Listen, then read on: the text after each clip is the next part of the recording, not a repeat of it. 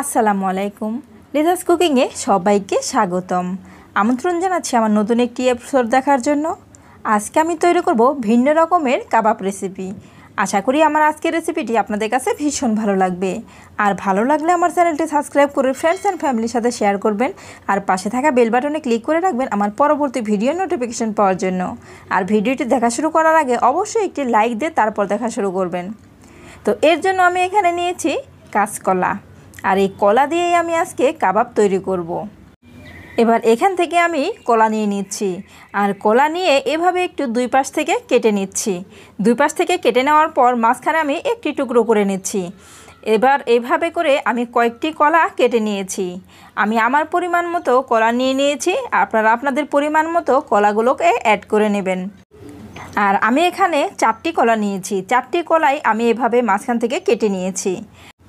এবার এই কলাগুলোকে খুব ভালো করে ধুয়ে নিতে হবে। এই কলাগুলোর মধ্যে কিন্তু অনেক কষ আছে। আর এই কলাগুলোকে খুব ভালো করে ধুয়ে কষগুলোকে ছাড়িয়ে দিতে হবে। কলাগুলো কিন্তু খুব ভালো করে ধুয়ে নিয়েছি। এবার এই কলাগুলোকে সিদ্ধ করে নেব। কলাগুলো সিদ্ধ করার জন্য চুলায় একটি প্যান বসিয়ে দিয়েছি। আর এই প্যানের মধ্যে দিয়ে দিচ্ছি কলা। কলা সিদ্ধ হতে কিন্তু খুব বেশি সময় লাগে না, অল্প সময়ের মধ্যেই কিন্তু কলা সিদ্ধ হয়ে যায়। এবার এখানে দিয়ে দিচ্ছি পানি। আর কলাটাকে একদম ডুবিয়ে দিতে হবে। আর এই কলার মধ্যে দিয়ে দিচ্ছি 3টি আলু।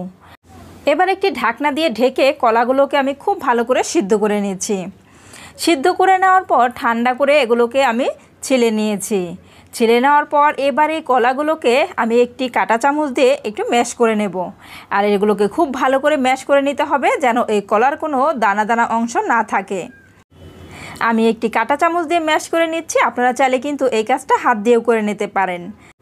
এবার এখানে অ্যাড করে দিচ্ছি হাফ চা চামচ মরিচের গুঁড়া, হাফ চা চামচ পরিমাণ হলুদের গুঁড়া, ধনিয়ার গুঁড়া দিয়ে দিচ্ছি হাফ চা চামচ, অ্যাড করে দিচ্ছি কাবাব মশলা হাফ চা চামচ পরিমাণ।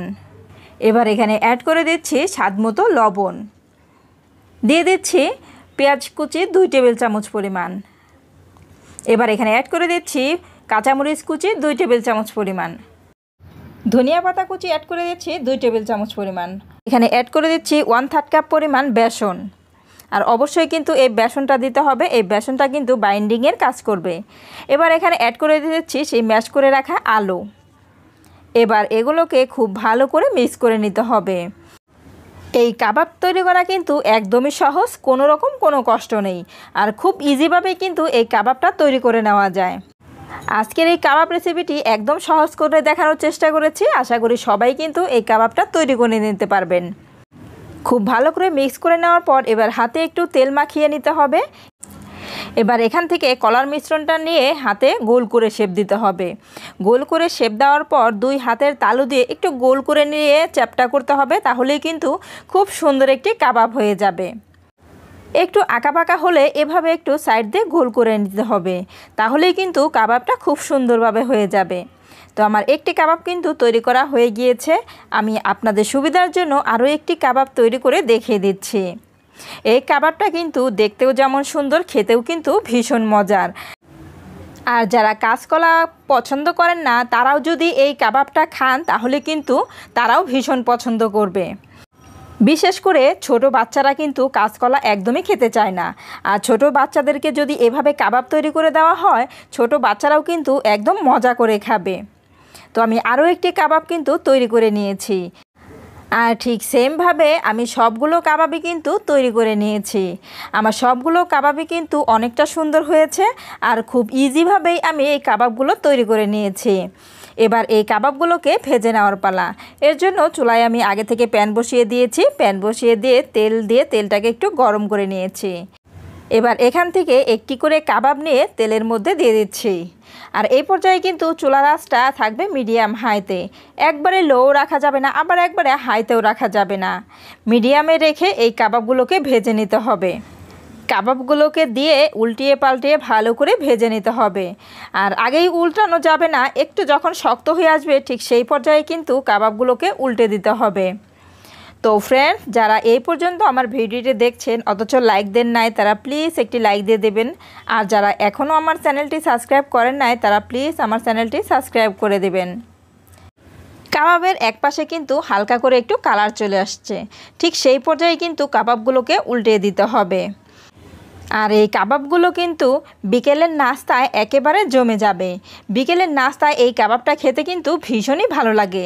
আপনারা কিন্তু এই কাবাবটা ভাত কিংবা পোলাও দিয়েও খেতে পারেন, এটা কিন্তু তাতেও খুব ভালো লাগে। আমার কাবাবের কিন্তু অনেকটা সুন্দর কালার চলে আসছে, কাবাবগুলো কিন্তু ভাজা হয়ে গিয়েছে। এবার এই কাবাবগুলোকে তেল থেকে তুলে নিতে হবে। এর চেয়ে বেশি আর কালার করার কোনো প্রয়োজন নেই, তাহলে আবার একটু কালচে দেখা যাবে। আমার কাছে এই কালারটাই ভালো লাগছে, সেজন্য আমি এরকম কালার করেই তুলে নিচ্ছি।